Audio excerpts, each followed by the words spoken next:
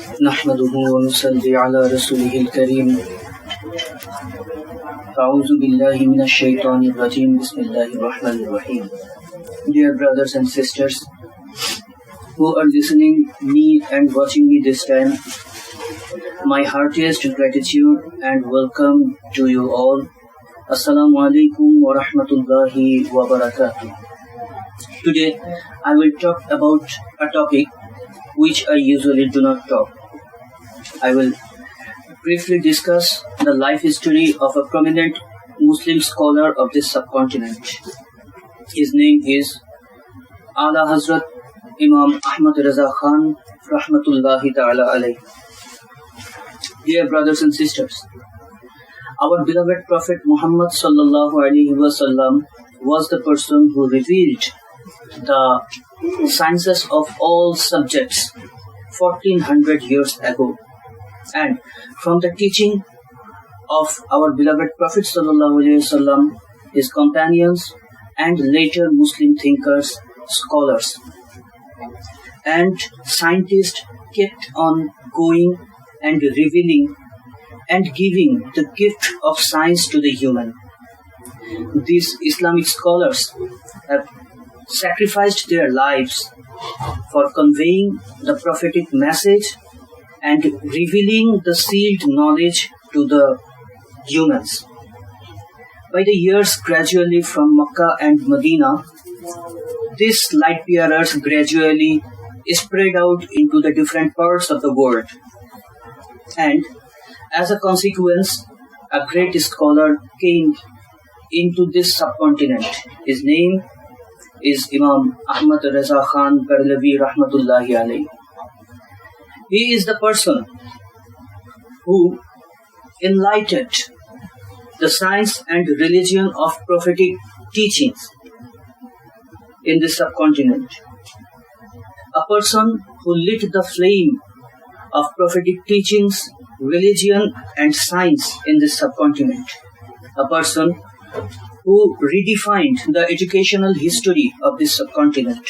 A person who gave the new identity of the history of education of this subcontinent. Though he was a prominent Muslim scholar, and in a row he was a theorist, a jurist, and theologist, and finally the reformer of 14th century. But being so, he had another identity. My dear brothers and sisters, you will be astonished knowing this. He worked at the several branches of science and knowledge. Those were unfamiliar to almost 90% people of this subcontinent at that time. He was born in 1856 and died in 1921. If you go through the census of India, it says that in the year 1921, the year of his death, in the year 1921, the literacy rate of India was only 7.2%.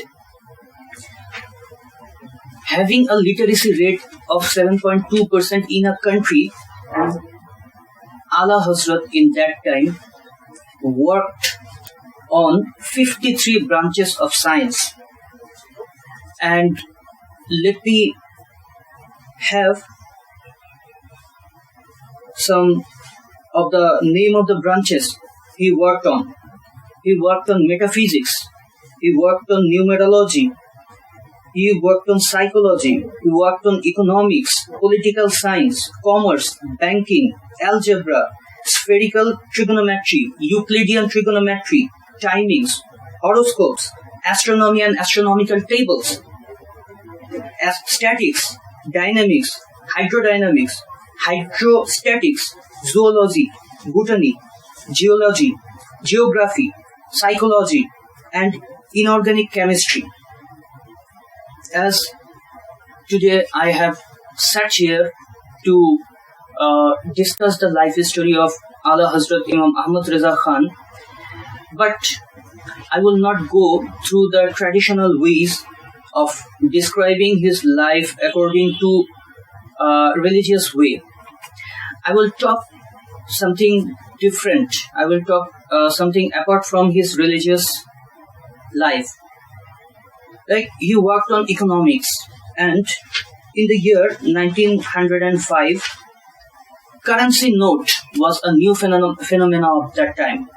And that time, Ala Hazrat Ahmad Khan talked about currency note at that time, and he wrote a book on it. And the name of that book was Tiflul Faqihil Fahim Fi Ahkame Kirtasid Dirahim. So in this book, he talked about the currency note. And at the time of his life, I'm talking about 100 years back.